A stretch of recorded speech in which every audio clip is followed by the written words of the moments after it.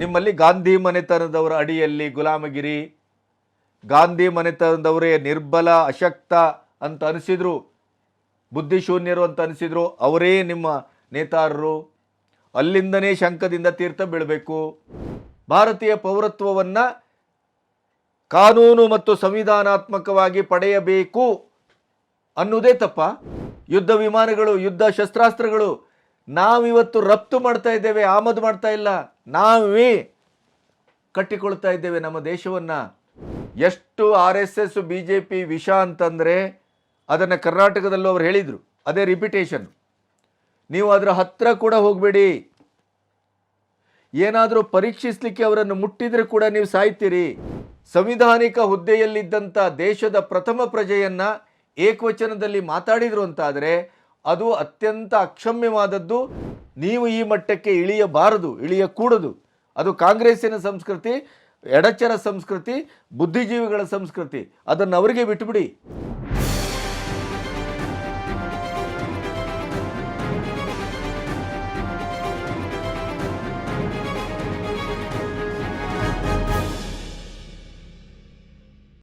ನಮಸ್ತೆ, B Ganapati news ಚಾನಲ್ಗೆ ಸ್ವಾಗತ.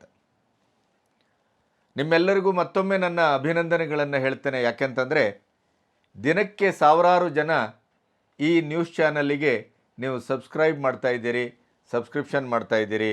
ಮತ್ತು ಅಲ್ಲಲ್ಲಿ ನನಗೆ ಈ ಮುಕ್ತ ಪತ್ರಿಕೋದ್ಯಮಕ್ಕೆ ಆರ್ಥಿಕವಾದಂಥ ಬೆನ್ನೆಲುಬನ್ನು ಕಿಂಚಿತ್ತಾದರೂ ಪರವಾಗಿಲ್ಲ ನೀವು ಕೊಡ್ತಾ ಇದ್ದೀರಿ. ಅದಕ್ಕೆ ನಾನು ಯಾವತ್ತೂ ನಿಮಗೆ ಋಣಿಯಾಗಿದ್ದೇನೆ. ಶೋಷಿತರ ಸಮಾವೇಶದಲ್ಲಿ ಚಿತ್ರದುರ್ಗದಲ್ಲಿ ಸಿದ್ದರಾಮಯ್ಯನವರು ರಾಷ್ಟ್ರಪತಿಯವರನ್ನು ಏಕವಚನದಲ್ಲಿ ಸಂಬೋಧಿಸಿದ್ದು, ಆಮೇಲೆ ತಾನು ತನ್ನದೇ ಆದಂಥ ವಾಡಿಕೆಯಲ್ಲಿ ಅದನ್ನು ಬಳಸಿದ್ದೆ ಅಂತ ಹೇಳಿದ್ದು, ಮತ್ತೆ ವಿಷಾದಿಸಿದ್ದು, ಕ್ಷಮೆಯಾಚಿಸಿದ್ದು, ಇವೆಲ್ಲವೂ ಪ್ರಕರಣ ಆಗಿದೆ. ಸಾಂವಿಧಾನಿಕವಾದಂಥ ಒಂದು ಪೀಠದಲ್ಲಿ ಸ್ವತಃ ಇರುವಂಥ ಸಿದ್ದರಾಮಯ್ಯನವರು ರಾಷ್ಟ್ರದ ಪ್ರಥಮ ಪ್ರಜೆ, ಅದರಲ್ಲೂ ಶೋಷಿತರ ಸಮಾವೇಶದಲ್ಲಿ ಮಾತಾಡುವಾಗ ಆ ಶೋಷಿತರ ವರ್ಗದಿಂದಲೇ ಇಂಥ ಒಂದು ಉನ್ನತ ಹುದ್ದೆಗೆ ನಿಷ್ಕಳಂಕವಾಗಿ ಸಮಾಜಮುಖಿಯಾಗಿ ಜನಮುಖಿಯಾದಂಥ ಒಂದು ಕಾರ್ಯಕ್ರಮಗಳ ಮೂಲಕ, ಬದುಕಿನ ಮೂಲಕ ಆ ಹಂತಕ್ಕೆ ಬಂದಂಥ ದ್ರೌಪದಿ ಮುರ್ಮು ಅವರು ಈ ದೇಶದ ಬಹಳ ದೊಡ್ಡ ಪ್ರಜಾಪ್ರಭುತ್ವದ ಮೌಲ್ಯದ ಸಾಕ್ಷಿ ಸ್ವರೂಪ ಅಂತ ನಾನು ಭಾವಿಸ್ತೇನೆ. ಅಂಥವ್ರ ಬಗ್ಗೆ ಇಂಥ ಏಕವಚನವನ್ನು ಬಳಸಿದ್ದು ಅದು ಅಕ್ಷಮ್ಯ. ಅವರು ಕ್ಷಮೆ ಕೇಳಿದ್ದಾರೆ. ನನಗೆ ಇತ್ತೀಚಿನ ದಿನಗಳಲ್ಲಿ ನಾನು ಪ್ರತಿ ಸಾರಿ ಹೇಳ್ತಾ ಬರ್ತಾ ಇದ್ದೇನೆ, ಕೊಳಚೆಗೆ ಕಲ್ಲು ಹಾಕುವವರನ್ನು ನೋಡಿ ನಾವು ಅದೇ ಕೊಳಚೆಗೆ ಮತ್ತೆ ಕಲ್ಲು ಹಾಕ್ತೇವೆ ಅಂತಾದರೆ ಅವರಿಗೂ ಮತ್ತು ನಮಗೂ ಇರುವ ವ್ಯತ್ಯಾಸ ಏನು? BJP ಒಂದು ಸುಸಂಸ್ಕೃತವಾದಂಥ ಪಕ್ಷ ಆಗಬೇಕು. ಯಾಕೆಂತಂದರೆ ಅದು ಈ ದೇಶದ ಸಂಸ್ಕೃತಿಯನ್ನು ಪ್ರತಿನಿಧಿಸುವ ಪಕ್ಷ, ಈ ದೇಶದ ಮೌಲ್ಯವನ್ನು ಪ್ರತಿನಿಧಿಸುವ ಪಕ್ಷ, ಈ ದೇಶದ ಅಗಾಧವಾದಂಥ ಪ್ರಕಾಂಡವಾದಂಥ ಒಂದು ಸನಾತನ ಸಂಸ್ಕೃತಿಯ ನೆಲೆಯಲ್ಲಿ ಅದು ಆಕೃತಿಗೊಂಡದ್ದು, ಗನಿ ಕಟ್ಟಿದ್ದು ಮತ್ತು ಬೆಳೆದದ್ದು. ಬಾಯಲ್ಲಿ ಶ್ರೀರಾಮ ಅಂತ ಹೇಳಿದರೆ ಸಾಲದು, ಬಾಯಲ್ಲಿ ಸಂಸ್ಕೃತಿಯನ್ನು ಪಠಿಸಿದರೆ ಸಾಲದು, ಬಾಯಲ್ಲಿ ನಾವು ಸನಾತನ ಸಂಸ್ಕೃತಿಯ ಸಂರಕ್ಷಕರು ಅಂತ ಘೋಷಿಸಿದರೆ ಸಾಲದು. ನಿಮ್ಮ ಅಣುರೇಣು ತೃಣಕಾಷ್ಟದಲ್ಲೂ ಅದು ಧ್ವನಿಸಬೇಕು. ಅದು ನಿಮ್ಮ ವ್ಯಕ್ತಿತ್ವ ಆಗಬೇಕು. ನಿಮ್ಮ ಆಚಾರ ವಿಚಾರದಲ್ಲಿ ಅದು ಪ್ರತಿಸ್ಪಂದಿಸಬೇಕು. ಮುಖ್ಯವಾಗಿ ನಿಮ್ಮ ನಾಲಿಗೆಯ ಸಂಸ್ಕೃತಿಯಲ್ಲಿ ಆ ಸಂಸ್ಕೃತಿಯ ಇಡೀದಾದಂಥ ದ್ಯೋತಕ, ಪ್ರತೀಕ ಪ್ರತಿ ಕ್ಷಣದಲ್ಲೂ ಅದು ಜೀವಂತವಾಗಿರಬೇಕು. ಕಾಂಗ್ರೆಸ್ಸಿನವರೋ ಇನ್ನೊಬ್ಬರೋ ಎಡಪಂಥೀಯರೋ ಬುದ್ಧಿಜೀವಿಗಳೋ ಅವರು ಬೇಕಾದಂತೆ ಮಾತಾಡ್ತಾರೆ. ಅದು ಅವರ ಸಂಸ್ಕೃತಿ. ಇವತ್ತು ಸಿದ್ದರಾಮಯ್ಯನವರು ಸ್ವತಃ ಮುಖ್ಯಮಂತ್ರಿಯಾಗಿ, ಅನುಭವಿ ರಾಜಕಾರಣಿಯಾಗಿ ಅವರು ಒಂದು ಸಂವಿಧಾನಿಕ ಹುದ್ದೆಯಲ್ಲಿದ್ದಂಥ ದೇಶದ ಪ್ರಥಮ ಪ್ರಜೆಯನ್ನು ಏಕವಚನದಲ್ಲಿ ಮಾತಾಡಿದರು ಅಂತಾದರೆ ಅದು ಅತ್ಯಂತ ಅಕ್ಷಮ್ಯವಾದದ್ದು. ಮತ್ತು ಅವರ ಅಸಂಸ್ಕೃತವಾದಂಥ ಮತ್ತು ಈ ದೇಶದ ಜನತಂತ್ರ ವ್ಯವಸ್ಥೆಯ ಒಟ್ಟು ಗಾಂಭೀರ್ಯವನ್ನು ಅರ್ಥ ಮಾಡಿಕೊಳ್ಳದೇ ಇದ್ದಂಥ ಒಂದು ವ್ಯಕ್ತಿತ್ವದ ನಾಲಿಗೆ ಸಂಸ್ಕೃತಿಯ ಪ್ರದರ್ಶನ ಅಂತ ನಾವು ಬೈದಿದ್ದೇವೆ, ಮಾತಾಡಿದ್ದೇವೆ. ಎಲ್ಲರೂ ಅದರ ಬಗ್ಗೆ ಆಕ್ಷೇಪವನ್ನು ವ್ಯಕ್ತಪಡಿಸಿದ್ದಾರೆ. ಆದರೆ ನೀವು ಅದಕ್ಕೆ ಸಾಮಾಜಿಕ ಜಾಲತಾಣದಲ್ಲಿ ಪ್ರತಿಕ್ರಿಯಿಸಿದ್ದು ಹೇಗೆ? ಅಲ್ಲಿ ನಿಮ್ಮ ಭಾಷೆ ಯಾವುದನ್ನು ಬಳಸಿದ್ದೀರಿ? ಹಲವಾರು ಅಕ್ಷಮ್ಯವಾದಂಥ ಭಾಷೆಯನ್ನು, ಶಬ್ದವನ್ನು ಪ್ರಯೋಗಿಸಿದ್ದೀರಿ, ಅದು ಪ್ರಶ್ನೆ ಬೇರೆ. ಆದರೆ ಅಲ್ಲಿ ಒಂದು ಶಬ್ದವನ್ನು ಕಚ್ಚೆ ಹರುಕ ಅಂತ ಬಳಸಿದ್ದೀರಿ. ಕಚ್ಚೆ ಹರುಕ ಅಂದರೆ ನಡತೆಗೆಟ್ಟವನು, ಕಂಡವರೊಟ್ಟಿಗೆ ತನ್ನ ಸಂಬಂಧವನ್ನು ಬೆಳೆಸುವವನು, ಒಂದು ರೀತಿ ಅಶ್ಲೀಲವಾಗಿ ಹಳ್ಳಿಯಲ್ಲಿ ಬಳಸುವಂಥ ಶಬ್ದ ಅದು. ಸಿದ್ದರಾಮಯ್ಯನವರು ದ್ರೌಪದಿ ಮುರ್ಮು ಅವರ ಬಗ್ಗೆ ಬಳಸಿದ ಏಕವಚನಕ್ಕೆ ನೀವು ಪ್ರತಿಕ್ರಿಯಿಸುವಾಗ ನೀವು ಈ ಕಚ್ಚೆ ಹರುಕ ಅನ್ನುವಂಥ ಶಬ್ದವನ್ನು ಯಾವ ನೆಲೆಯಲ್ಲಿ ಬಳಸಿದ್ರಿ? ಯಾವ ಔಚಿತ್ಯವನ್ನು ಇಟ್ಕೊಂಡು ಬಳಸಿದ್ರಿ? ಅದರ ಸಮರ್ಥನೆಯನ್ನು ಹೇಗೆ ಮಾಡ್ತೀರಿ? ಕೇವಲ ಕೇಸರಿ ಶಾಲನ್ನು ಹಾಕ್ಕೊಂಡ್ರೆ ಸಾಲದು. ಕೇಸರಿಗೆ, ಆ ಬಣ್ಣಕ್ಕೆ ಇರುವಂಥ ಮೌಲ್ಯ, ಅರ್ಥ, ವ್ಯಾಪ್ತಿ, ನಮ್ಮ ದೇಶದ ನೆಲಮೂಲದ ಸಂಸ್ಕೃತಿಗೆ ಇರಬಹುದಾದಂಥ ಒಳ ಸಂಬಂಧ, ಇವೆಲ್ಲವೂ ಅದು ಧ್ವನಿಸ್ತದೆ. ಆ ರೀತಿಯಲ್ಲಿ ನೀವು ಬದುಕಬೇಕಾಗತ್ತೆ, ಆ ರೀತಿಯಲ್ಲಿ ನೀವು ಪ್ರತಿಕ್ರಿಯಿಸಬೇಕಾಗತ್ತೆ. ಸಾಮಾಜಿಕ ಜಾಲತಾಣ ಅಂದರೆ ಏನಂತ ಭಾವಿಸಿದಿರಿ? ಅದು ನಿಮ್ಮ ಅಭಿವ್ಯಕ್ತಿಯ ಕೊಳಚೆಗುಂಡೆಯ? ಅದು ಸಿದ್ದರಾಮಯ್ಯನವರು ಏಕವಚನ ಬಳಸಿದ್ರು ಅಂತೇಳಿ ನೀವು ಯಾವ ಶಬ್ದವನ್ನು ಬಳಸಿದ್ರಿ? ನೀವು ಎಷ್ಟು ಕೀಳುಮಟ್ಟಕ್ಕೆ ಇಳಿದ್ರಿ, ನೀಚ ಮಟ್ಟಕ್ಕೆ ಇಳಿದ್ರಿ. ಇಡೀ ಸಮಾಜದ ಒಟ್ಟು ಸ್ವರೂಪವನ್ನು ಅಥವಾ ಯಾವುದರೊಟ್ಟಿಗೆ, ಯಾವ ಜನರೊಟ್ಟಿಗೆ ನೀವು ಮುಖಾಮುಖಿ ಆಗ್ತಾ ಇದ್ದೀರಿ ಎನ್ನುವ ಪ್ರಜ್ಞೆಯೂ ಕೂಡ ಇಲ್ಲದೇನೆ ನೀವು ಭಾಳ ಒಂದು ಸಾಮಾಜಿಕ ಜಾಲತಾಣವನ್ನು ನೀವು ಬಳಸ್ತೀರಿ ಅಂತ ಆದರೆ ನಿಮ್ಮ ಸಂಸ್ಕೃತಿ ಯಾವುದು? ನೀವು ಯಾವ ರೀತಿಯ ಕಲ್ಚರನ್ನು ಇಟ್ಕೊಂಡಿದ್ದೀರಿ? ಇದು ಮೂಲಭೂತವಾದ ಪ್ರಶ್ನೆ. ಸಿರ್ಸಿಯ ಅನಂತಕುಮಾರ್ ಹೆಗಡೆ ಮಾತಾಡಿದಾಗಲೂ ನಾವು ಅದನ್ನು ಆಕ್ಷೇಪ ಮಾಡಿದ್ದೇವೆ. ಆವಾಗ ಅದಕ್ಕೆ ಪ್ರತಿಕ್ರಿಯೆ ಬಂತು. ಈಗ ಇಲ್ಲಿ ರಾಷ್ಟ್ರಪತಿಯವರನ್ನು ಏಕವಚನದಲ್ಲಿ ಬಳಸಿದಾಗಲೂ ಇಂಥ ಸಿದ್ದರಾಮಯ್ಯನವರಿಗೆ ಅನಂತಕುಮಾರ್ ಹೆಗಡೆ ಭಾಷೆಯೇ ಸರಿ ಅಲ್ಲವೇ ಅಲ್ಲ ಅಂತ ಹೇಳೋದು ನಾನು. ನೀವು ಪ್ರತಿಕ್ರಿಯಿಸುವಾಗಲೂ ಅದಕ್ಕೆ ಒಂದು ಗಾಂಭೀರ್ಯ ಇರಲಿ, ಅದಕ್ಕೊಂದು ಶಿಸ್ತಿರಲಿ, ಅದಕ್ಕೊಂದು ಶೀಲ ಇರಲಿ. ಕ್ಯಾರೆಕ್ಟರ್ಲೆಸ್ ಆಗಿ ನೀವು ಯಾಕೆ ವರ್ತಿಸ್ತೀರಿ? ಅಟಲ್ ಬಿಹಾರಿ ವಾಜಪೇಯಿ ಅಂತವರು, ಅಡ್ವಾಣಿ ಅಂತವರು, ಅಂಥ ಮುತ್ಸದ್ದಿಗಳು ಹಾಕಿಕೊಟ್ಟಂಥ ಪರಂಪರೆಯಲ್ಲಿ ಬರೀ ಬೆಳೀತಾ ಇರಬೇಕು BJP. ಎಷ್ಟು ತೀಕ್ಷ್ಣವಾಗಿ ಪ್ರತಿಕ್ರಿಯಿಸ್ತಾ ಇದ್ರು ವಾಜಪೇಯಿಯವರು, ಕವಿ ಮನಸ್ಸಿನಿಂದ, ಸುಸಂಸ್ಕೃತವಾಗಿ, ಕಲ್ಚರ್ಡ್ ಆಗಿ. ಎಲ್ಲೋಯ್ತು ಆ ಸಂಸ್ಕೃತಿ? ಅವರು ಏಕವಚನದಲ್ಲಿ ಮಾತಾಡುವ ಮೂಲಕ ಸಂಪೂರ್ಣವಾಗಿ ಸಾಮಾಜಿಕವಾಗಿ ಬೆತ್ತಲಾದರೆ, ನೀವು ಕಚ್ಚೆ ಹರುಕ ಅನ್ನುವಂಥ ಶಬ್ದವನ್ನು ಒಬ್ಬ ಮುಖ್ಯಮಂತ್ರಿಗೆ ಬಳಸುವ ಮೂಲಕ ನೀವು ಎಂಥ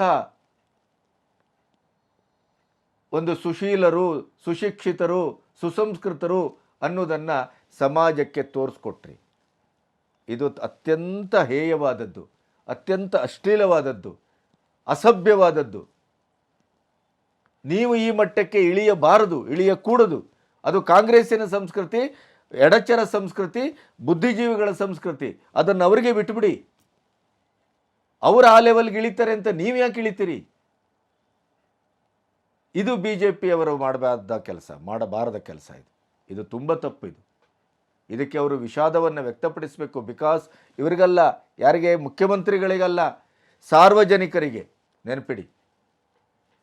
ಅದರ ಜೊತೆಗೆ ಖರ್ಗೆಯವರು ನಿನ್ನೆ ಅತ್ಯಂತ ವೀರಾವೇಶದಿಂದ, ಬಹುಶಃ ಈ ಕಾಂಗ್ರೆಸ್ಸಿಗರಿಗೆ ಇತ್ತೀಚಿನ ದಿನಗಳಲ್ಲಿ ಸಂಯಮ ತಪ್ತಾ ಇದೆ, ನಾಲಿಗೆ ತಪ್ತಾ ಇದೆ, ಅವರ ಸ್ಥಿಮಿತ ಕಳ್ಕೊಳ್ತಾ ಇದ್ದಾರೆ. ಎಲೆಕ್ಷನ್ನಿನ ಹತ್ರ ಬರ್ತಾ ಇರುವಾಗ ಚೂರು ಚೂರಾಗಿ ಇಂಡಿ ಕೂಟ ಕಣ್ಣೆದುರೇ ಅವಸಾನವನ್ನು ಕಾಳ್ತಾ ಇರುವುದನ್ನು ನೋಡಿ, BJP ಮೇಲುಗೈ ಸಾಧಿಸ್ತಾ ಇರುವುದನ್ನು ನೋಡಿ, ಇಡೀ ರಾಜ್ಯದಲ್ಲಿ ಒಂದು ಸನಾತನ ಸಂಸ್ಕೃತಿಯ ಪುನರುತ್ಥಾನದ ಆ ವೇವನ್ನು ಕಂಡು ಅವರು ಎಲ್ಲೋ ಮತಿಭ್ರಮಣೆಗೆ ಮತ್ತು ತೀರಾ ಅಧೀರತೆಗೆ, ಒಂದು ರೀತಿಯ ಕುಸಿತಕ್ಕೆ ಒಳಗಾದಾಗೆ ಕಾಣುತ್ತೆ. ಯಾಕೆಂತಂದರೆ ನಿನ್ನೆ ಅವರು ಮಾತಾಡಿದ್ದನ್ನು ಖರ್ಗೆ ಅವರು ಮಾತಾಡಿದ್ದನ್ನು ನೋಡಿದರೆ, ಆ ವೀರಾವೇಶವನ್ನು ನೋಡಿದರೆ ಅದು ಖರ್ಗೆ ಹೌದೋ ಅಲ್ವೋ ಅನ್ನುವಂಥ ಒಂದು ಸಂದೇಹ ಕೂಡ ನನಗೆ ಕಾಡಿತು. ಮತ್ತೆ ಅವರು ವಿಷ ಸಂಸ್ಕೃತಿಯನ್ನು ಪ್ರಸ್ತಾಪಿಸಿದ್ದಾರೆ. ಕರ್ನಾಟಕದ ವಿಧಾನಸಭಾ ಚುನಾವಣೆಯಲ್ಲಿ ಪ್ರಧಾನಿಯವರನ್ನು ವಿಷದ ಹಾವಿಗೆ ಹೋಲಿಸಿ ವಿವಾದವನ್ನು ಮೈಮೇಲೆ ಎಳ್ಕೊಂಡಂಥ ಖರ್ಗೆಯವರು, ಮಲ್ಲಿಕಾರ್ಜುನ ಖರ್ಗೆಯವರು ನಿನ್ನೆ BJP ಮತ್ತು RSS ವಿಷ ಅಂತ ಹೇಳಿದ್ದಾರೆ. ಅವರು ಶ್ರೀಮಂತರೊಟ್ಟಿಗಿದ್ದಾರೆ, ನಾವು ಬಡವರೊಟ್ಟಿಗಿದ್ದೇವೆ, ನಾವು ತಳಮೂಲ ಸಂಸ್ಕೃತಿಯೊಟ್ಟಿಗಿದ್ದೇವೆ, ಅವರು ಅಪ್ಪರ್ ಕ್ಲಾಸ್ನೊಟ್ಟಿಗಿದ್ದಾರೆ. ಒಮ್ಮೆ ಇದು ನೆನಪಿಡಿ ಅಂತ ವಾರ್ನ್ ಮಾಡಿದ್ದಾರೆ ಅವರು ನಿನ್ನೆ. ಏನು ಅಂತಂದರೆ, ಈ ಬರುವಂಥ 24ರ ಚುನಾವಣೆಯಲ್ಲಿ ನೀವು ಬಲಾಢ್ಯರಾಗದೇ ಇದ್ದರೆ, ನೀವು ಒಗ್ಗಟ್ಟಾಗದೇ ಇದ್ದರೆ, ಅಲ್ಪಸಂಖ್ಯಾತರು, ದಲಿತರು, ಬುಡಕಟ್ಟು ಜನಾಂಗದವರು, ತಳ ಸಮುದಾಯದವರು, ಸಾಮಾಜಿಕವಾಗಿ ಶೋಷಣೆಗೆ ಒಳಗಾದವರು ಎಲ್ಲರೂ ನೀವು ಒಗ್ಗಟ್ಟಾಗಿ ನೀವು ನಿಮ್ಮ ಪ್ರಜ್ಞಾವಸ್ಥೆಯಲ್ಲಿ ಮತವನ್ನು ಚಲಾಯಿಸದೇ ಇದ್ದರೆ, ಮತ್ತೆ ಮೋದಿಯವರೇನಾದರೂ ಆಯ್ಕೆಯಾಗಿ ಬಂದರೆ ಈ ದೇಶದಲ್ಲಿ ಅಧ್ಯಕ್ಷೀಯ ಆಡಳಿತ ಬರ್ತದೆ.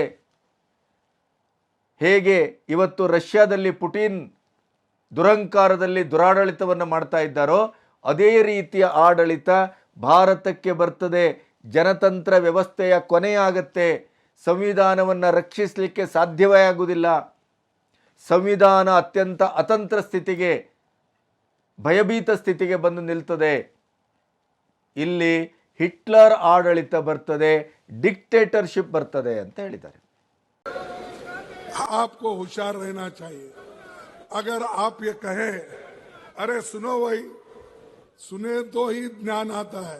स्लोगन शाउटिंग मेरे लिए करे तो मैं खुश हो जाऊंगा, बाकी का समझ तो नहीं पाएंगे आप. कोई बड़ा आदमी या कई बड़े हुद्दे पे इन्होंने नहीं बिठाया, इसीलिए आप हिम्मत करो, एक हो जाओ, अपने हकूक के लिए लड़ो. मैं ये नहीं चाहता कि एक दूसरे से लड़ो. वो मोदी करते हैं डिवाइड एंड रूल, लेकिन मैं नहीं. मैं देश को एक रखना चाहता हूं. राहुल जी देश को एक रखना चाहते हैं. राहुल जी तो बोले, भाई मैं तो मोहब्बत की दुकान खोला हूं, नफरत की नहीं.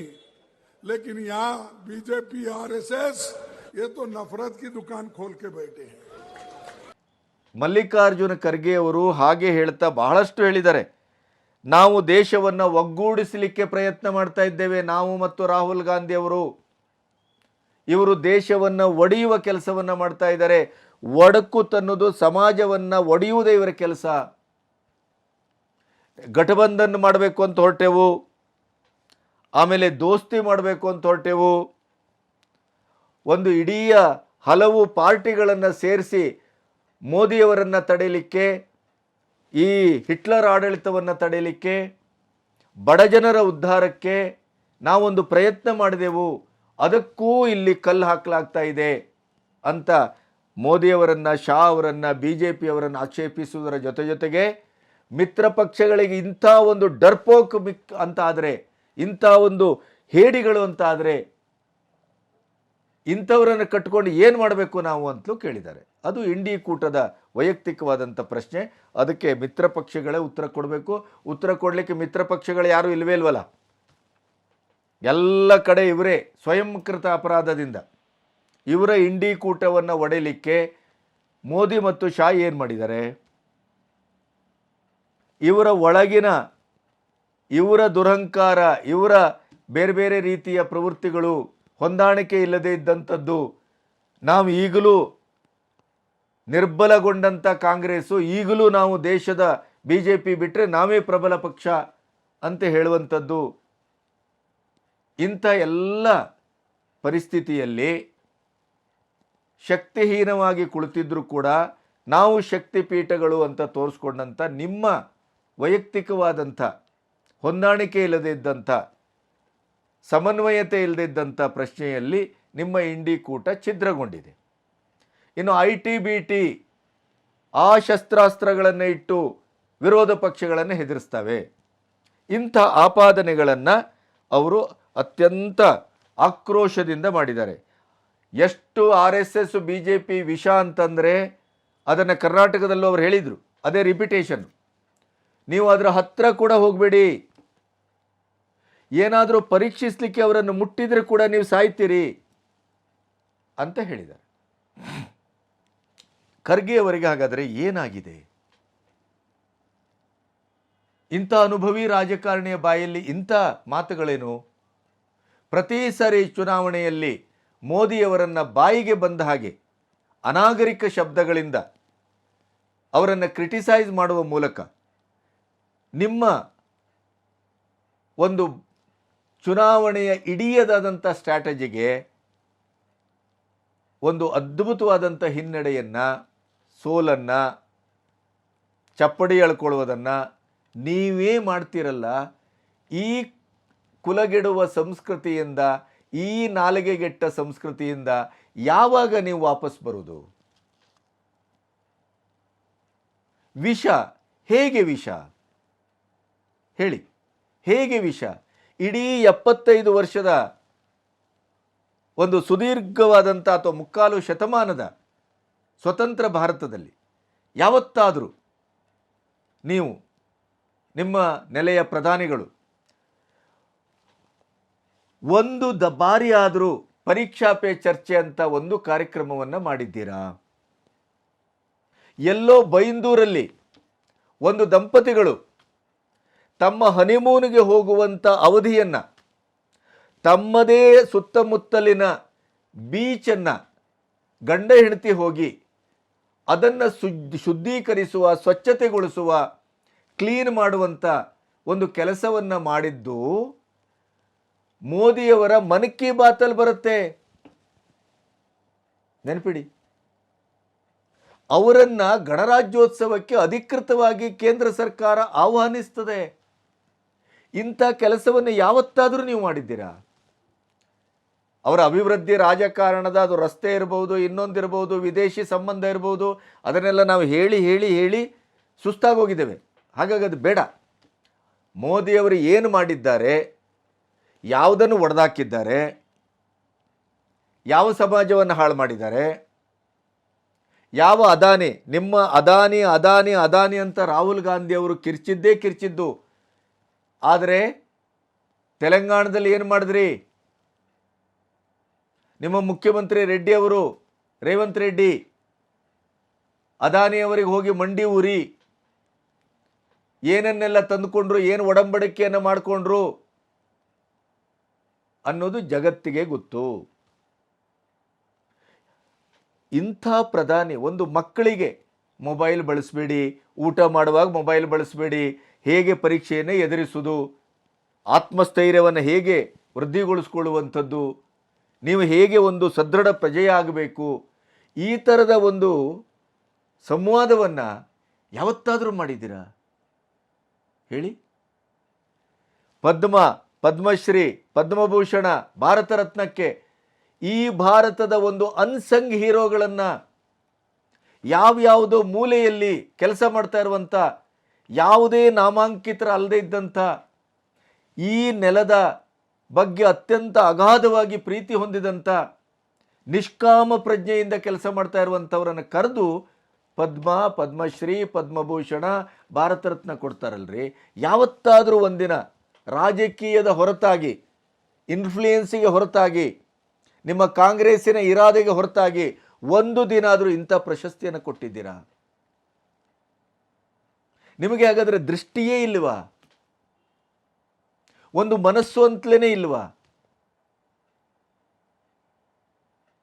ಎಂತೆಂಥ ಕೆಲಸಗಳನ್ನು ಮಾಡುವ ಮೂಲಕ ಇವತ್ತು ಮಾಲ್ದೀವ್ಸ್ ಒಂದು ಫೋಟೋದಿಂದ ಆದಂಥ ಒಂದು ಇಡೀದಾದಂಥ ಒಂದು ಪ್ರಕರಣ ಇವತ್ತು ಮಾಲ್ದೀವ್ಸಿನ ಅಧ್ಯಕ್ಷನ ಬುಡಕ್ಕೆ ಕತ್ತರಿ ಇಡುವಂಥ ಕೆಲಸ ಆಗಿದೆ. ಎಂಥ ಪವರ್ಫುಲ್ ಇರಬೇಕು ಮೋದಿಯವರ ಆಡಳಿತ, ವಿದೇಶಾಂಗ ನೀತಿ. ಯೋಚನೆ ಮಾಡಿ. ಇಡೀ 10 ವರ್ಷದಲ್ಲಿ ಭಾರತದ ಬಗ್ಗೆ ಇರುವ ಪರಿಕಲ್ಪನೆಯನ್ನೇ ವಿಶ್ವಕ್ಕೆ ಬದಲಾಯಿಸಿ ತೋರಿಸಿದ್ರಲ್ಲ. ನಿಮ್ಮ 56-58 ವರ್ಷದಲ್ಲಿ ಯಾವತ್ತಾದರೂ ಮಾಡಿದ್ದೀರಾ? ಇದು ವಿಷವ? ಉಕ್ರೇನ್ ಯುದ್ಧದಿಂದ ಜನರನ್ನು ಹೇಗೆ ತಂದರು? 40-45 ದಿನ ಆ ಟನಲಲ್ಲಿ ಸಿಕ್ಕಂಥ ಜನರನ್ನು ಯಾವ ರೀತಿ ಹೊರಗೆ ತಂದರು? ಪ್ರತಿಯೊಂದು ಕೇಳ್ತಾ ಇದ್ರಿ ಇದೆಲ್ಲ ನೀವು. ಬಾಲಾಕೋಟ್ ಇರ್ಬೋದು, ಸರ್ಜಿಕಲ್ ಸ್ಟ್ರೈಕ್ ಇರ್ಬೋದು. ಇವತ್ತು ವಿದೇಶದ ನೆಲದಲ್ಲಿ ಭಾರತಕ್ಕೆ ಬೇಕಾದಂಥ ನಂಬರ್ 1 ಟೆರರಿಸ್ಟ್ಗಳನ್ನು ನಮ್ಮ ರಾ ಹೇಗೆ ಹೊಡೆದುಳಿಸ್ತಾ ಇದೆ, ಇದೆಲ್ಲದಕ್ಕೂ ಸಾಕ್ಷಿ ಸಾಕ್ಷಿ ಸಾಕ್ಷಿ ಅಂದ್ರಲ್ಲ, ನೀವೇ ನೆಚ್ಚಿದ, ನೀವೇ ಪ್ರೀತಿಸಿದ, ನೀವೇ ಬೆಳೆಸಿದ ಪಾಕಿಸ್ತಾನ. ಮಣಿಶಂಕರಯ್ಯರಂಥವರು, ಚಿದಂಬರಂಥವರು ಎಲ್ಲ ಅರ್ಥ ಮಾಡ್ಕೋಬೇಕಿದನ್ನು. ಕಪಿಲ್ ಸಿಬ್ಬಲ್ ಅಂತವರು, ದಿಗ್ವಿಜಯ್ ಸಿಂಗ್ ಅಂತವರು, ನಮ್ಮ ಕರ್ನಾಟಕದ ಈ ಗೂಳಿಗಳ ಹಾಗೆ ವರ್ತಿಸ್ತಾ ಇರುವಂಥ ಕರ್ನಾಟಕದ ರಾಜಕೀಯ ಕಾಂಗ್ರೆಸ್ಸಿನ ಪುಡಾರಿಗಳು, ಇವರೆಲ್ಲ ಅರ್ಥ ಮಾಡ್ಕೋಬೇಕಿದನ್ನು. ಕಾಂಗ್ರೆಸ್ಸಿಗೆ ಯಾವ ಸಾಕ್ಷಿ ಬೇಕಾಗಿತ್ತೋ ಅದನ್ನು ಪಾಕಿಸ್ತಾನವೇ ಕೊಟ್ಟಿತ್ತಲ್ಲ. ಇಂಥ ಒಂದು ಪಾಕಿಸ್ತಾನದ ಇಡೀ ಹೆಡೆ ಮುರಿ ಕಟ್ಟಿ ಅವರ ನಡು ಮುರಿದು ಇವತ್ತು ಭಿಕ್ಷಾಪಾತ್ರೆ ಎತ್ತುತ್ತಾ ಇದ್ದಾರೆ. ಇದನ್ನು ಭಿಕ್ಷಾಪಾತ್ರೆ ಎತ್ತುವಾಗಿ ನಾನು ಮಾಡಿ ತೋರಿಸ್ತೇನೆ ಅಂತ 3-4 ವರ್ಷದ ಹಿಂದೆನೆ ಪಣ ತೊಟ್ಟರು ಮೋದಿ. ಮಾಡಿ ತೋರಿಸಿದ್ರಲ್ಲ. ನಿರ್ಭರ್ ಭಾರತ, ಆತ್ಮಸಮ್ಮಾನ್ ಭಾರತ, ಸ್ವಾಭಿಮಾನಿ ಭಾರತ ಕಟ್ತೇನೆ ಅಂತ ಹೊರಟರು, ಕಟ್ಟಿ ತೋರಿಸಿದ್ರಲ್ಲ. ಡಿಜಿಟಲ್ ಮನಿ ಗೇಲಿ ಮಾಡಿದ್ರಿ ನೀವು ಸಂಸತ್ನಲ್ಲಿ. ಇವತ್ತು ಪ್ರಪಂಚದಲ್ಲಿ ಮೊದಲ ಸ್ಥಾನದಲ್ಲಿ ನಿಂತಿದೆ. GDP ಯಾವ ಹಂತದಲ್ಲಿ ಬಂದು ನಿಂತಿದೆ? ಒಟ್ಟು ಭಾರತದ ಆರ್ಥಿಕ ಸ್ಥಿತಿ ಇವತ್ತು ವಿಶ್ವದ ಮಟ್ಟದಲ್ಲಿ ಯಾವ ನೆಲೆಯಲ್ಲಿ ಬಂದು ನಿಂತಿದೆ? ಪ್ರತಿ ರೋಡು ಸ್ವಯಂಭೂ ಮತ್ತು ಸ್ವಾಭಿಮಾನಿ ಭಾರತ. ಇವತ್ತು ಹೆಲಿಕಾಪ್ಟರಿಂದ ಹಿಡಿದು ಬೋಯಿಂಗಿಂದ ಹಿಡಿದು ಯುದ್ಧ ವಿಮಾನಗಳು, ಯುದ್ಧ ಶಸ್ತ್ರಾಸ್ತ್ರಗಳು ನಾವಿವತ್ತು ರಫ್ತು ಮಾಡ್ತಾ ಇದ್ದೇವೆ, ಆಮದು ಮಾಡ್ತಾ ಇಲ್ಲ. ನಾವೇ ಕಟ್ಟಿಕೊಳ್ತಾ ಇದ್ದೇವೆ ನಮ್ಮ ದೇಶವನ್ನು. ಏನಂತ ಮಾಡ್ತಾ ಇದ್ದೀರಿ? ಏನಂತ ಮಾತಾಡ್ತಾ ಇದ್ದೀರಿ? IT-BT ಅಂತಿರಲ್ಲ, ನೀವು ಹೆದರಿಸಿದಷ್ಟು ಯಾರಾದರೂ ಹೆದರಿಸಿದಾರ ಇತಿಹಾಸದಲ್ಲಿ? ನೀವು ಸಂವಿಧಾನವನ್ನು ದುರ್ಬಳಕೆ ಮಾಡಿಕೊಂಡಷ್ಟು ಯಾರಾದರೂ ಮಾಡ್ಕೊಂಡಿದ್ದಾರಾ? ಜನ ಆರಿಸಿ ಕಳಿಸಿದಂಥ ಸಶಕ್ತವಾಗಿದ್ದಂಥ ರಾಜ್ಯ ಸರ್ಕಾರಗಳನ್ನು ಉರುಳಿಸುವುದೇ ದಂಧೆ ಮಾಡ್ಕೊಂಡಿದ್ರಿ ನೀವು ಸಂವಿಧಾನವನ್ನು ಬಳಸ್ಕೊಂಡು. ಯಾರಿಗೆ ಗೊತ್ತಿಲ್ಲ ಅಂತ ಭಾವಿಸ್ತೀರಿ? ಹಿಟ್ಲರ್ ಅಂತ ಕರಿತಿರಲ್ಲ, ಸರ್ವಾಧಿಕಾರಿ ಧೋರಣೆಯಿಂದ ಎಮರ್ಜೆನ್ಸಿಯನ್ನು ತಂದವರು ಯಾರು? ಎಮರ್ಜೆನ್ಸಿಯನ್ನು ತಂದವರು? ಒಡೆದಾಳುದು ಅಂತಿರಲ್ಲ, ಒಡೆದಾಳುದು ಪ್ರೀತಿಯ ದುಕಾನ್ ಓಪನ್ ಮಾಡ್ಲಿಕ್ಕೆ ಕೊಟ್ಟಿದ್ದಾನಲ್ಲ ರಾಹುಲ್ ಗಾಂಧಿ. ನಫರತ್ ಕಾ ದುಕಾನನ್ನು ಬಿಜೆಪಿಯವರು ಓಪನ್ ಮಾಡ್ತಾರೆ ಮೋದಿ ಅಂತ ಹೇಳ್ತಿರಲ್ಲ. ಇದೇ ರಾಮ ಮಂದಿರದ ಪುನರ್ ಪ್ರತಿಷ್ಠಾಪನೆಯಲ್ಲಿ ಹಿಂದೂಗಳ ಜೊತೆಗೆ ಯಾರೆಲ್ಲ ಬಂದರು? ಮುಸ್ಲಿಂ ಬಂಧುಗಳು ಬಂದರು, ಅವರ ಹೆಣ್ಣುಮಕ್ಕಳು ಬಂದರು, ಗೃಹಿಣಿಯರು ಬಂದರು, ಮುಲ್ಲಾಗಳು ಬಂದರು. ಬಂದಿಲ್ವಾ? ಈ ಅದ್ಭುತ ದೃಶ್ಯವನ್ನು 75 ವರ್ಷದಲ್ಲಿ ಎಲ್ಲಾದರೂ ನಮಗೆ ನೋಡಲಿಕ್ಕೆ ಸಾಧ್ಯ ಆಯ್ತೇನು? ಕಾಂಗ್ರೆಸ್ಸಿನ ರಣಹೇಡಿಗಳು ಎಲ್ಲೆಲ್ಲೋ ಕೂತ್ಕೊಂಡು ರೈಲಿಗೆ ಬೆಂಕಿ ಹಾಕ್ತಾರೆ, ಅಲ್ಲಿದಾಗತ್ತೆ ಇಲ್ಲಿದಾಗತ್ತೆ. ರಾಮ ಮಂದಿರದ ಪುನರ್ ಪ್ರತಿಷ್ಠಾಪನೆ ಸಂದರ್ಭದಲ್ಲಿ ದೇಶ ಹೊತ್ತಿ ಉರಿತದೆ. ಉರಿಸ್ಲಿಕ್ಕೆ ಪ್ರಯತ್ನ ಮಾಡಿದ್ರಿ, ಆಗಲಿಲ್ಲ ನಿಮಗೆ. ನಿಮ್ಮ ಮೊದಲಿನ ರಾಜಕಾರಣದಲ್ಲಾದರೆ ಮಾಡಿ ತೋರಿಸ್ತಿದ್ರಿ. ಇವತ್ತದು ಭಾರತ ಬದಲಾಗಿದೆ. ಕರ್ನಾಟಕಕ್ಕೆ ಕೆರೋಡಿ ಗ್ರಾಮದಲ್ಲಿ ಧ್ವಜವನ್ನು ಇಳಿಸಿದರೆ ಮತ್ತು ರಾಷ್ಟ್ರ ಧ್ವಜವನ್ನು ಹಾರಿಸಿದರೆ ಯಾವ ರೀತಿ ಉದ್ವಿಗ್ನತೆ ಆಗ್ಬೋದು, ಏನಾಗ್ಬೋದು ಪರಿಸ್ಥಿತಿ ಅನ್ನುವಂಥ ಒಂದು ಗುಪ್ತಚರ ಇಲಾಖೆಯ ವರದಿಯನ್ನು ನಿಮಗೆ ತರಿಸ್ಕೊಳ್ಳಿಕ್ಕಾಗಲಿಲ್ಲ. ಅಂಥ ಅದ್ಭುತವಾದ ಫೇಲಿಯರ್ ಆದ್ರಿ ನೀವು. JDS BJP ಅವರು ಅದರ ರಾಜಕೀಯ ದಾಳವಾಗಿ ಈಗ ಅದ್ಭುತವಾಗಿ ಬಳಸ್ಕೊಳ್ತಾ ಇದ್ದಾರೆ. ಪ್ರಶ್ನೆ ಅದನ್ನು ನಾವು ಆಕ್ಷೇಪಿಸುತ್ತೇವೆ. ಜನರ ಭಾವನಾತ್ಮಕವಾದಂಥ ಒಂದು ವಿಷಯವನ್ನು ಅದನ್ನು ಅದೇ ರೀತಿಯಲ್ಲಿ ಅದನ್ನು ಗಮನಿಸಿ ಅಲ್ಲಿಯೇ ಅವರಿಗೆ ಯಾವುದೇ ತೊಂದರೆ ಆಗದೇ ಇದ್ದಾಗೆ ಅದನ್ನು ಪರಿಹರಿಸಬೇಕು ಅಂತ ಹೊರಡಬೇಕೆ ಹೊರತು ಅದನ್ನು ಬಳಸ್ಕೊಂಡು ರಾಜಕೀಯವಾದಂಥ ಆಟವನ್ನು ಮಾಡಿಕೊಂಡು ಬೀದಿಯಲ್ಲಿ ಅಥವಾ ಇದರಲ್ಲಿ ಲಾಠಿ ಚಾರ್ಜ್ ಆಗುವಾಗೆ ರಕ್ತ ಸುರಿಯುವ ಹಾಗೆ ಅದನ್ನೊಂದು ದೊಡ್ಡದಾದಂಥ ಪ್ರಕರಣವಾಗಿ ಕಟ್ಟಬೇಕಾದಂಥ ಅಗತ್ಯ BJPಗೂ JDSಗೂ ಇರಲಿಲ್ಲ. ಅದನ್ನು ಸ್ಥಳೀಯವಾಗಿ ಸರ್ಕಾರವನ್ನು ವಿರೋಧಿಸುವುದರ ಜೊತೆಗೆ ಸರ್ಕಾರದ ವೈಫಲ್ಯವನ್ನು ಪ್ರಶ್ನಿಸುವುದರ ಜೊತೆಗೆ ನಮ್ಮ ಸನಾತನ ಸಂಸ್ಕೃತಿಯ ಹನುಮನಿಗೆ ಆದಂಥ ಅಪಚಾರವನ್ನು ಅವಮಾನವನ್ನು ಗಂಭೀರವಾಗಿ ಅದನ್ನು ಪ್ರಶ್ನಿಸುವುದರ ಜೊತೆಗೆ ಅದನ್ನು ಒಂದು ಈ ರೀತಿಯ ಹಂಗಾಮವಾಗಿ ಅದನ್ನು ಪರಿವರ್ತನೆ ಮಾಡಿ ರಾಜಕೀಯವಾದಂಥ ಅಡ್ವಾಂಟೇಜನ್ನು ತೆಗೆದುಕೊಳ್ಬೇಕಾದಂಥ ಅಗತ್ಯ ಇರಲಿಲ್ಲ. ಪ್ರತಿಭಟನೆ ಮತ್ತು ಅದನ್ನು ಪ್ರಶ್ನಿಸುವುದಕ್ಕೂ ಅದರದೇ ಆದಂಥ ಒಂದು ದಾರಿ ಇದೆ. ಆದರೆ ನಿಮ್ಮ ಆಡಳಿತದ ವೈಫಲ್ಯ ಎಷ್ಟು? ಇಡೀ ದೇಶವನ್ನು 10 ವರ್ಷದಲ್ಲಿ ಹೇಗೆ ಅದನ್ನು ಮಾದರಿಯಾಗಿ ಕಟ್ಟಬಹುದು ಅನ್ನೋದನ್ನು ತೋರಿಸಿಕೊಟ್ಟಂಥ ಮೊದಲ ಪ್ರಧಾನಿ ಲಾಲ್ ಬಹದ್ದೂರ್ ಶಾಸ್ತ್ರಿಯವರ ನಂತರ, ಪ್ರಾಯಶಃ ಅಟಲ್ ಬಿಹಾರಿ ವಾಜಪೇಯಿ ಅವರ ನಂತರ. ಮಧ್ಯದಲ್ಲಿ ಒಂದಿಷ್ಟು ಆಕ್ಷೇಪಗಳನ್ನು ಮಾಡುವುದಾದರೂ ಕೂಡ ರಾಜೀವ್ ಗಾಂಧಿಯವರು, ನರಸಿಂಹರಾವ್ ಅವರು ಕೆಲಸ ಮಾಡಿದ್ದಾರೆ. ಅವೆಲ್ಲವನ್ನು ನಾವು ಗಮನಿಸಬೇಕಾಗತ್ತೆ. ಇಂದಿರಾ ಗಾಂಧಿಯವರನ್ನು ನಾವು ಎಮರ್ಜೆನ್ಸಿ ತಂದರು ಅಂತ ನಾವು ಎಷ್ಟರ ಮಟ್ಟಿಗೆ ಅವರನ್ನು ಆಕ್ಷೇಪ ಮಾಡ್ತೇವೋ, ಈ ದೇಶ ಒಡೆಯುವುದನ್ನು ಬ್ಲೂ ಸ್ಟಾರ್ ಕಾರ್ಯಾಚರಣೆ ಮೂಲಕ ಅದನ್ನು ತಡೆದವರು ಇಂದಿರಾ ಗಾಂಧಿ ಅನ್ನೋದನ್ನು ನೆನಪು ಮಾಡ್ಕೋಬೇಕಾಗತ್ತೆ. ಹಾಗಾಗಿ ನಾವು ಈ ದೇಶದ ಅಭಿವೃದ್ಧಿಯ ಒಟ್ಟು ಪಥದಲ್ಲಿ 75 ವರ್ಷದಲ್ಲಿ ಯಾರ್ಯಾರ ಕೊಡುಗೆ ಏನು, ಎಷ್ಟು ಅನ್ನೋದನ್ನು ಕಾಂಗ್ರೆಸ್ಸಿಗರಾದ, ಅದರಲ್ಲೂ 50 ವರ್ಷದ ರಾಜಕಾರಣ ಮಾಡಿದಂಥ ಖರ್ಗೆ ಅವರಿಗೆ ಗೊತ್ತಾಗೋದಿಲ್ಲ ಅಂತಾದರೆ, ಬಾಯಿ ಬಂದಾಗೆ ಮಾತಾಡ್ತಾರೆ ಅಂತಾದರೆ, ಯಾವುದೋ ಅಲ್ಪ ಸ್ವಲ್ಪ ಮೊನ್ನೆ ಬಂದಂಥ ರಾಜಕಾರಣಿಗಳು ಮಾತಾಡುವ ಭಾಷೆಯಲ್ಲಿ ಇವರು ಮಾತಾಡ್ತಾರೆ ಅಂತಾದರೆ, ಇವರ ರಾಜಕೀಯ ಮುತ್ಸದ್ದಿತನ ಅಂದರೆ ಏನು, ಅನುಭವ ಅಂದರೆ ಏನು? ನಿಮ್ಮ ಇಡೀ ಅನುಭವದ ನೋಟದಲ್ಲಿ ಭಾರತದ ರಾಜಕಾರಣದ ಮತ್ತು ಭಾರತದ ಒಟ್ಟು ಅಭಿವೃದ್ಧಿಯ ವಸ್ತುಸ್ಥಿತಿಯನ್ನು ಅರ್ಥ ಮಾಡ್ಕೊಳ್ಳಿಕ್ಕಾಗೋದಿಲ್ಲ ಅಂತಾದರೆ ನಿಮ್ಮ ಅಪ್ರಬುದ್ಧತನಕ್ಕೆ ಏನನ್ನು ಬೇಕು? ಹೇಗೆ ಹೇಳಿದ್ರಿ ಭಾರತದ ಇದು ಕೊನೆಯ ಚುನಾವಣೆ ಅಂತ? ಎಮರ್ಜೆನ್ಸಿಯನ್ನು ನೋಡಿದ ಭಾರತ ಇನ್ನೊಂದೇನಾದರೂ ನೋಡ್ಲಿಕ್ಕೆ ಸಾಧ್ಯ ಇದೆಯಾ ಹೇಳಿ? ಈ 10 ವರ್ಷದಲ್ಲಿ ಯಾವ ಅಂಥ ಎಮರ್ಜೆನ್ಸಿಗೆ ಸಮಾನವಾಗಬಹುದಾದಂಥ ಯಾವ ರೀತಿಯ ಸಾಮಾಜಿಕ ಪರಿಸ್ಥಿತಿಯನ್ನು ನೀವು ಈ ದೇಶ ಗಮನಿಸಿದೆ, ಎದುರಿಸಿದೆ? ಎಲ್ಲಾದರೂ ಕೋಮುಗಲಭೆ ಆಗಿದೆಯಾ? ಏನಾಗಿದೆ? ರೈತರ ಹೆಸರಿನಲ್ಲಿ ಗೂಂಡಾಗಳನ್ನು, ದೇಶದ್ರೋಹಿಗಳನ್ನು, ಖಲಿಸ್ತಾನಿಗಳನ್ನು ತಂದು ಕೂರಿಸ್ಕೊಂಡು ಎಲ್ಲರೂ ಅವರಿಗೆ ಸಪೋರ್ಟ್ ಮಾಡಬಾರದ್ದ ಹಂಗಾಮವನ್ನು ಮಾಡಿದರೆ ಬಿಟ್ಟರೆ ಅದರಲ್ಲಿ ಏನು ಮೋದಿಯವರು ತಪ್ಪಿತ್ತು? ಆ ಕೃಷಿ ಕಾಯ್ದೆಯಲ್ಲಿ ಅಂಥ ಜನವಿರೋಧಿಯಾದಂಥ, ದೇಶ ವಿರೋಧಿಯಾದಂಥ, ರೈತ ವಿರೋಧಿಯಾದಂಥ ಏನು ಅಂಶ ಇತ್ತು? ಈಗ CIA ಬಗ್ಗೆ ಮಾತಾಡ್ತೀರಲ್ಲ, ಏನಿದೆ ಅದರಲ್ಲಿ ಅಂಥದ್ದು? ಭಾರತೀಯ ಪೌರತ್ವವನ್ನು ಕಾನೂನು ಮತ್ತು ಸಂವಿಧಾನಾತ್ಮಕವಾಗಿ ಪಡೆಯಬೇಕು ಅನ್ನೋದೇ ತಪ್ಪ? ಓಟಿಗಾಗಿ ಆಧಾರ್ ಕಾರ್ಡು ಕೊಡ್ತಾರೆ, ಎಲ್ಲರೂ ಕೊಡ್ತಾರೆ, ಎಲ್ಲವೂ ಸಿಗ್ತದೆ ಈ ದೇಶದಲ್ಲಿ. ಅಂಥ ಒಂದು ಅಸಂಬದ್ಧವಾದಂಥ ಕಾನೂನು ವಿರೋಧಿಯಾಗಿ ಭಯೋತ್ಪಾದಕತೆಯ ಹೆಸರಿನಲ್ಲಿ ಬಾಂಗ್ಲಾದಿಂದ, ಪಾಕಿಸ್ತಾನದಿಂದ, ಅಲ್ಲಿಂದ ಇಲ್ಲಿಂದ ಎಲ್ಲ ನುಸುಳುಕೋರರನ್ನು ತಡೆಯಬೇಕು. ಈ ದೇಶವನ್ನು ಶುದ್ಧೀಕರಿಸಬೇಕು. ಈ ದೇಶದಲ್ಲಿ ಯಾವುದೇ ಸಾಮಾಜಿಕವಾದಂಥ ಉತ್ಪಾತ, ಭಯೋತ್ಪಾದಕ ಚಟುವಟಿಕೆಗಳು ನಡೆಯಬಾರ್ದು.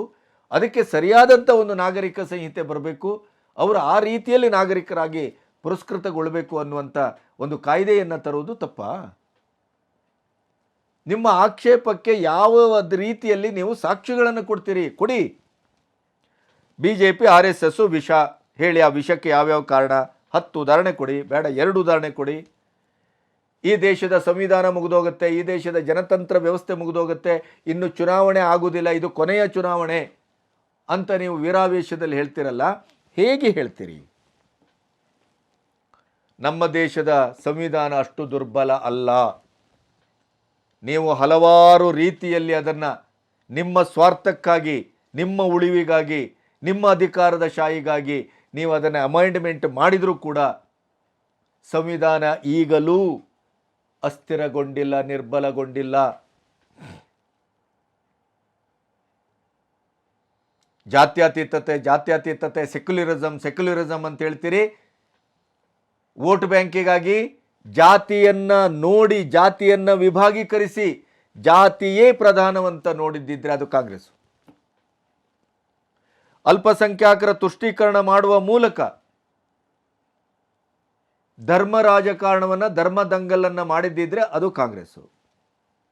ಅಭಿವೃದ್ಧಿ ಅನ್ನೋದು ಸ್ವಕೀಯ, ನಮ್ಮ ಅಭಿವೃದ್ಧಿ, ಕಾಂಗ್ರೆಸ್ಸಿನ ರಾಜಕಾರಣಿಗಳ ಅಭಿವೃದ್ಧಿ, ಸ್ವಿಸ್ ಬ್ಯಾಂಕ್ನಲ್ಲಿ ದುಡ್ಡಿಡುವುದೇ ನಮ್ಮ ಧ್ಯೇಯ ಅಂತ ಹೊರಟದಿದ್ದರೆ ಅದು ಕಾಂಗ್ರೆಸ್ಸು. ಯಾಕೆಂತಂದರೆ ಇಂಥದ್ದು ಎಲ್ಲದಕ್ಕೂ ಸಿಕ್ಕಿದ ಅವಕಾಶ ನಿಮಗೇನೆ, ಬೇರೆಯವ್ರಿಗೆ ಯಾರಿಗೂ ಹೆಚ್ಚು ಸಿಕ್ಕಿಲ್ಲ. ಇವತ್ತು ಇಂಡಿ ಕೂಟ ಒಡೆದಾಗ ಹೇಳ್ತಿರಲ್ಲ, ನಮ್ಮ ಗಠಬಂಧನಕ್ಕೆ ಕೈ ಹಾಕಿದ್ರು, ಮಿತ್ರ ಪಕ್ಷಗಳನ್ನು ಸೆಳೆದ್ರು, ಇನ್ನೊಂದು ಮಾಡಿದ್ರು, ಮಗದೊಂದು ಮಾಡಿದ್ರು. ನೀವೇನು ಮಾಡಿದ್ದು 75 ವರ್ಷದಲ್ಲಿ? ನಿಮ್ಮ ಪಕ್ಷದಲ್ಲಿ ಅತ್ಯಂತ ಗಟ್ಟಿಯಾಗಿ ನಾಯಕತ್ವವನ್ನು ಹೊಂದಬಹುದಾದಂಥ ಯುವಕರು ಮೇಲೆ ಬರ್ತಾ ಇದ್ದವ್ರನ್ನೆಲ್ಲ ಮುಗಿಸಿದ್ದೇ ನಿಮ್ಮ ಕಾಂಗ್ರೆಸ್ಸಿನ ಷಡ್ಯಂತ್ರ, ಬೇರೆಯವರಲ್ಲ. ಎಷ್ಟು ಉದಾಹರಣೆ ಬೇಕು? ಕಣ್ಣಿಗೆ ರಾಚುವ ಹಾಗೆ ಇದೆ. ಇಂಥದ್ದೆಲ್ಲ ಇಟ್ಟುಕೊಂಡು ಏನಕ್ಕೇನು ಅಧಿಕಾರ ಹಿಡಿಬೇಕು ಅನ್ನುವ ಕಾರಣಕ್ಕಾಗಿ ವಿದೇಶ ಯಾತ್ರೆಗೆ ರಾಹುಲ್ ಹೋಗ್ತಾರೆ. ಅಲ್ಲೆಲ್ಲ ಆಯೋಜನೆ ಮಾಡುವವರು ಭಾರತಕ್ಕೆ ಬೇಕಾದಂಥ ನಂಬರ್ 1 ಟೆರರಿಸ್ಟ್ಗಳು, ಭಯೋತ್ಪಾದಕರು, ದೇಶದ್ರೋಹಿಗಳು. ಇವರೊಟ್ಟಿಗೆ ಕೈ ಮಿಲಾಯಿಸ್ತೀರಿ, ಮತ್ತೆ ಹೇಳ್ತೀರಿ ಭಾರತವನ್ನು ಅತಂತ್ರಗೊಳಿಸಲಾಗ್ತಾ ಇದೆ, ಒಡೆಯಲಾಗ್ತಾ ಇದೆ. BJP ಮತ್ತು RSS ವಿಷ. ಯಾರು ವಿಷ, ಯಾರು ಅಮೃತ? ದೇಶಕ್ಕೆ ಗೊತ್ತಾಗಿದೆ. ನಿಮ್ಮ ಸಮಸ್ಯೆ ಏನು ಗೊತ್ತಾ? ನಿಮ್ಮ ಪ್ರಾಬ್ಲಮ್ ಏನು ಅಂತಂದರೆ ಬರೇ ಭಾಷಣ ಮಾಡೋದು, ಯಾವುದೇ ರೀತಿಯಲ್ಲೂ ಅದಕ್ಕೆ ತಥಾಕಚಿತವಾದಂಥ ಸಮರ್ಥನೆ ಕೊಡಲಿಕ್ಕೆ ನಿಮ್ಗಾಗೋದಿಲ್ಲ. ಪ್ರತಿಯೊಂದನ್ನು ಒಂದು ಚಳವಳದ ರೂಪಕ್ಕೆ ಒಂದು ಹಂಗಾಮ ಸೃಷ್ಟಿ ಮಾಡ್ತೀರಿ, ಪುಸುಕ್ಕಂತ ಬಿದ್ದೋಗುತ್ತದು. ಯಾಕೆ ಹೇಳಿ? ಅದಕ್ಕೆ ಅದರದೇ ಆದಂಥ ನೆಲೆ ಒದಗಿಸ್ಲಿಕ್ಕಾಗೋದಿಲ್ಲ, ನಿಮ್ಮ ಮಾತಿಗೆ ಸಾಕ್ಷ್ಯ ಒದಗಿಸ್ಲಿಕ್ಕಾಗೋದಿಲ್ಲ. 10 ವರ್ಷದಲ್ಲಿ ಮೋದಿಯವರು ಮಾಡಿದ ದೇಶದ್ರೋಹ ಏನು, ಭ್ರಷ್ಟಾಚಾರ ಏನು, ವಿಷಕಾರಕವಾಗಿ ಅವರು ಭಾರತಕ್ಕೆ ವರ್ತಿಸಿದ್ದಾರೆ ಅಂದರೆ ಹೇಗೆ, ಡಿಕ್ಟೇಟರ್ಶಿಪ್ ಅಂತೀರಿ ಹೇಗೆ, ಅದು ಅವರ ಆಡಳಿತದಲ್ಲಿ ಹಿರಿಯಣ್ಣನಾಗಿ ಅವರ ಕಪಿಮುಷ್ಟಿಯಲ್ಲಿಟ್ಟು ನೀವು ಭ್ರಷ್ಟಾಚಾರ ರಹಿತವಾಗಿ ಅಭಿವೃದ್ಧಿಶೀಲವಾಗಿ ಟೈಮ್ ಬೌಂಡಲ್ಲಿ ಕೆಲಸ ಮಾಡಬೇಕು ಅಂತೇಳಿ ಅವರು ತಲೆ ಮೇಲೆ ಕೂತ್ಕೊಂಡು ಕೆಲಸ ಮಾಡಿಸಿದರೆ ಅದನ್ನು ಹೇಗೆ ನೀವು ಡಿಕ್ಟೇಟರ್ಶಿಪ್ ಅಂತೀರಿ? ಯಾಕೆ ಹೇಳಬೇಕು? ಯಾಕೆ ಹೇಳ್ತೀರಿ? ನಿಮ್ಮದು ಡಿಕ್ಟೇಟರ್ಶಿಪ್ ಅಲ್ವಾ? ಸರಿಯಾಗಿ ಒಂದು ಉಸಿರು ತೆಗೆಬೇಕು ಅಂತ ಆದರೆ ಮುಖ್ಯಮಂತ್ರಿಗಳು ನಿಮ್ಮ ಹೈಕಮಾಂಡಿಂದ ಬರಬೇಕು. ಹೈಕಮಾಂಡೇ ನಿರ್ಬಲ ಆದರೂ ಕೂಡ ನಿಮ್ಮಲ್ಲಿ ಗಾಂಧಿ ಮನೆತನದವರ ಅಡಿಯಲ್ಲಿ ಗುಲಾಮಗಿರಿ, ಗಾಂಧಿ ಮನೆತನದವರೇ ನಿರ್ಬಲ, ಅಶಕ್ತ ಅಂತ ಅನಿಸಿದ್ರು, ಬುದ್ಧಿಶೂನ್ಯರು ಅಂತ ಅನಿಸಿದ್ರು, ಅವರೇ ನಿಮ್ಮ ನೇತಾರರು. ಅಲ್ಲಿಂದನೇ ಶಂಕದಿಂದ ತೀರ್ಥ ಬೀಳಬೇಕು. ಇದು ಡಿಕ್ಟೇಟರ್ಶಿಪ್ ಅಲ್ವಾ? ಹೈಕಮಾಂಡ್ ಅಂತ ಕರೆಸ್ಕೊಂಡದ್ದೇ ಮೊದಲ ಕಾಂಗ್ರೆಸ್ಸು, ಆಮೇಲೆ BJPಯಲ್ಲಿ ಸುರಾದದ್ದಿದು ಅಲ್ವೇ? ಏನು ಮಾತಾಡ್ತೀರಿ? ಹೇಗೆ ಮಾತಾಡ್ತೀರಿ? ಹೇಗೆ ಸಮರ್ಥಿಸ್ಕೊಳ್ತೀರಿ? ಜನರ ಎದುರು ನೀವು ಮಾತಾಡ್ತಾ ಏನಾಗ್ತಾ ಇದೆ ಗೊತ್ತಾ? ನೀವು ಬೆತ್ತಲಾಗ್ತಾ ಇದ್ದೀರಿ, ಹಗುರಾಗ್ತಾ ಇದ್ದೀರಿ, ನಿರ್ವೀರ್ಯಗೊಳ್ತಾ ಇದ್ದೀರಿ, ನೀವು ಜನರಿಂದ ದೂರ ಆಗ್ತಾ ಇದ್ದೀರಿ. ನಿಮ್ಮ ಸುಳ್ಳುಗಳೇ ನಿಮ್ಮನ್ನು ಕಟ್ಟಿ ಹಾಕ್ತಾ ಇದೆ. ಸಮರ್ಥನೆ ಮಾಡಲಿಕ್ಕೆ ನಿಮ್ಮಲ್ಲಿ ಯಾವುದೇ ವಸ್ತುಗಳಿಲ್ಲ. ಶೋಷಿತರ ಪರ, ಬಡವರ ಪರ, ಅಶಕ್ತರ ಪರ ಅಂತಿರಲ್ಲ. 75 ವರ್ಷದಲ್ಲಿ ಅವ್ರಿಗೆ ಏನು ಮಾಡಿದಿರಿ? ನೀವು ಯಾವ SC/ST ಜನಾಂಗವನ್ನು ಪ್ರಾತಿನಿಧಿಸ್ತಾ ಇದ್ದೀರೋ ಆ ಜನಾಂಗಕ್ಕಾಗಿ ನೀವೇನು ಮಾಡಿದ್ದೀರಿ ಖರ್ಗೆ ಅವರೇ? ನಿಮ್ಮ ಮಗ ರಾಜಕಾರಣಕ್ಕೆ ಬಂದದ್ದನ್ನು ಬಿಟ್ಟರೆ ನಿಮ್ಮ ವರ್ಗದಿಂದ ಎಷ್ಟು ಜನರನ್ನು ಉದ್ಧಾರ ಮಾಡಿದ್ದೀರಿ, ಅಧಿಕಾರಕ್ಕೆ ತಂದ್ರಿ, ಕೆಲಸ ಕೊಡಿಸಿದ್ರಿ, ಅವರ ಆತ್ಮೋದ್ಧಾರಕ್ಕೆ, ಅವರ ಸಾಮಾಜಿಕ ಉದ್ಧಾರಕ್ಕೆ, ಅಸ್ಪೃಶ್ಯತೆಯ ಉದ್ಧಾರಕ್ಕೆ ಏನನ್ನು ಮಾಡಿದ್ರಿ ಹೇಳಿ? ನೀವು ಒಬ್ಬರು ಏನು ಮಾಡಿದ್ರಿ ಅಂತ ಹೇಳ್ಬಿಡಿ. ಉತ್ತರ ಇಲ್ಲ ನಿಮಗದಕ್ಕೆ. ನಿಮ್ಮ ಸ್ವಕ್ಷೇತ್ರದಲ್ಲಿ ನೀವು ಏನು ಮಾಡಿದ್ರಿ ಅಂತ ಕೇಳಿದ್ರೆ 10 ಉದಾಹರಣೆ ಕೊಡಲಿಕ್ಕಾಗೋದಿಲ್ಲ ನಿಮಗೆ. ರಾಮ ಮಂದಿರದ ಇಡೀ ಕ್ರೆಡಿಟನ್ನು ಮೋದಿಯವರು ತಗೊಂಡ್ರು. ಮೋದಿ ರಾಮ ನಮಗೆ ಬೇಡ, BJP ರಾಮ ಬೇಡ, ದಶರಥ ರಾಮ ಬೇಕು, ಗಾಂಧಿ ರಾಮ ಬೇಕು ಅಂದರೆ ಕನಿಷ್ಠ ಮಟ್ಟದ ಒಂದು ESI ಆಸ್ಪತ್ರೆ ನಿಮ್ಮ ಕ್ಷೇತ್ರದಲ್ಲಿ ಕಟ್ಟಿಸಿದ್ದು, ಅದರ ಏರಿಯಲ್ ವ್ಯೂ ನೋಡಿದ್ರೆ ಏನಾಗುತ್ತೆ? ಖರ್ಗೆ ಅಂತ ಕಾಣಿಸ್ಕೊಳ್ತದೆ. ಆ ರೀತಿ ವಿನ್ಯಾಸ. ಇನ್ನು ರಾಮ ಮಂದಿರ ಕಟ್ಬಿಟ್ರೆ ಏನು ಮಾಡ್ತಿದ್ರಿ ತಾವು? ಅಥವಾ ಅಲ್ಲಿ ಅಟಲ್ ಬ್ರಿಡ್ಜ್ ಕಟ್ಟಿದ್ರಲ್ಲ ನವಿ ಮುಂಬೈಗೆ, ಏನು ಮಾಡ್ತಿದ್ರಿ? ಇಷ್ಟು ರೈಲುಗಳನ್ನು ಓಡಿಸಿದ್ರಲ್ಲ, ಎಲ್ಲದಕ್ಕೂ ಭಾರತದ ಹೆಸರಿಟ್ರಲ್ಲ, ಇನ್ನೇನು ಮಾಡ್ತಿದ್ರಿ ತಾವಾದರೆ? ಗಾಂಧಿ ಮನೆತನದ ಹೆಸರು ಅಲ್ವಾ? ಏಕಚಕ್ರಾಧಿಪತ್ಯ ಅಂದೇನು? ಇಡೀ ದೇಶದ ಯೋಜನೆಗೆ ನಮ್ಮಪ್ಪನ ಆಸ್ತಿ ಅಂತ ಹೆಸರಿಟ್ಕೊಂಡವ್ರು ಯಾರು? ಮಾಡಿದ್ದೇನು? ಕಡ್ದದ್ದೇನು? ಉರುಳಿಸಿದ್ದೇನು? ಒಡೆದದ್ಯಾರು? ಈಗಲೂ ಧರ್ಮದ ಹೆಸರಿನಲ್ಲಿ ಬಹುಸಂಖ್ಯಾತ ಹಿಂದೂಗಳ ನೆಟ್ಟಿ ಮೇಲೆ ತಲೆ ಇಟ್ಟು ಕಾಲಿಟ್ಟು ವರ್ತಿಸ್ತಾ ಇದ್ದವ್ರು ಯಾರು? ಇವೆಲ್ಲ ಆತ್ಮಾವಲೋಕನೆ ಮಾಡ್ಕೋಬೇಕು. ಖರ್ಗೆ ಅವರೇ, ಆತ್ಮಾವಲೋಕನೆ ಮಾಡ್ಕೋಬೇಕು. ಇಲ್ಲದೇ ಇದ್ದರೆ ಆ ಅವಲೋಕನವನ್ನು ಜನ ಮಾಡ್ತಾರೆ, ಅದಕ್ಕೆ ತಕ್ಕಾದಂಥ ತೀರ್ಪನ್ನು ಕೊಡ್ತಾರೆ. ಬಹಳ ಸನಿಹದಲ್ಲಿದೆ, ಹೆಚ್ಚು ದೂರ ಇಲ್ಲ. ನಮಸ್ತೆ.